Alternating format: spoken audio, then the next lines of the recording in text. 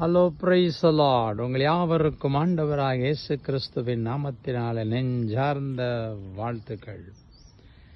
பசுமையான ஒரு மரத்தை பார்ப்பீர்களே, எரேமியா தீர்க்கதரிசி சொல்லுகிறார், கர்த்தர் மேல் நம்பிக்கையாயிருக்கிற மனுஷன் மழை தாழ்ச்சியான வருஷத்திலும் தப்பாமல் கனி கொடுப்பானாம்.